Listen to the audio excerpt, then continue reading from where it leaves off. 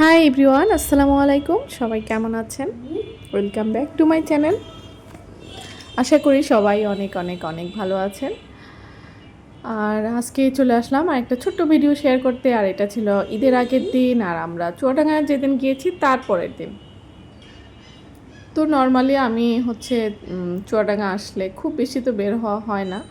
তো ভাবলাম একটু অটো বাসে রিক্সায় করে একটু চুয়াডাঙ্গা শহরটা ঘুরে বেড়াবো। তো ওর বাবাকে বললাম, তো ওর বাবা সেই কারণে আমাদের নিয়ে একটু বের হয়েছে। যদিও ওর বাবা রাইফ কিন্তু আসার পর দিন থেকেই শুরু, আর পুরো 7 দিনই কিন্তু ওরা বাইরেই থাকে। বাবার ছেলে কিন্তু বাসায় থাকে না বললেই চলে। বাট রাফসা যেহেতু অনেক ছোট আর অনেক বেশি গরম চুয়াডাঙ্গায়, তো সেই কারণে আমি খুব একটা বের হইনি। তবে একটু রিক্সায় ঘোরা যায়, আর যেহেতু বাইরে একটু বাতাস আছে।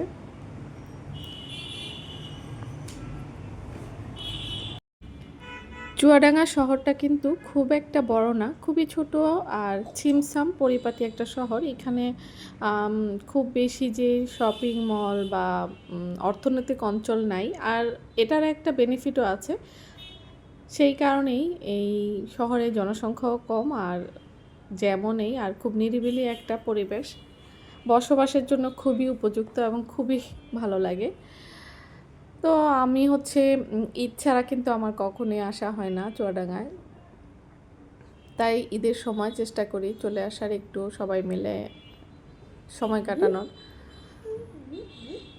আর এর আগে রাইফ ছোট ছিল, রাফসা ছোট ছিল, আমি খুব একটা বের হতে পারিনি। যেহেতু এখন ওরা মোটামুটি একটু বড় হয়েছে, তো ভাবলাম না এখন একটু একটু বের হব, তাহলে বাচ্চারাও বের হবে। রাইফ যদি ওর বাবার সাথে বের হয় একলা একলা, বাট রাফসা ছোট, তাই এর আগে বের করিনি ওভাবে। বাট এখন তো রাফসার বের হওয়ার সময় হয়েছে, আর তাছাড়া ও খুব আনন্দ পায় বাইরে বের হতে পারলে। ওই দিন কিন্তু গরম অনেক ছিল, তবে বাতাস থাকাতে খুবই ভালো লেগেছে। তো আমরা এখানে চলে আসলাম আরও কিছু ফ্রেন্ডস অ্যান্ড ফ্যামিলির সাথে দেখা সাক্ষাৎ করার জন্য। যদিও চুয়াডাঙ্গা এসে যাদের সাথে আমাদের বেশিরভাগ সময় দেখা হয়, তারা কিন্তু সবাই ঢাকা থেকেই আসে।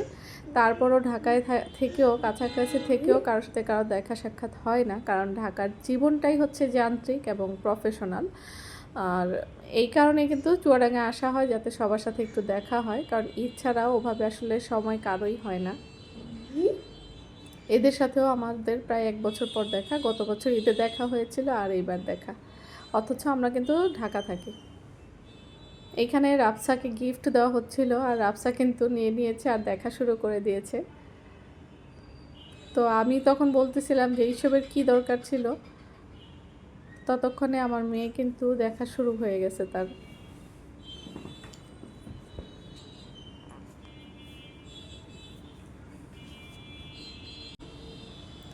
আসলে ঈদের আনন্দটাই হচ্ছে এরকম যে সবার সাথে এই ঈদ উপলক্ষে হলেও একটু দেখা সাক্ষাৎ হয়, কথা হয়, কুশল বিনিময় হয়, যা আসলে সারা বছর হয় না।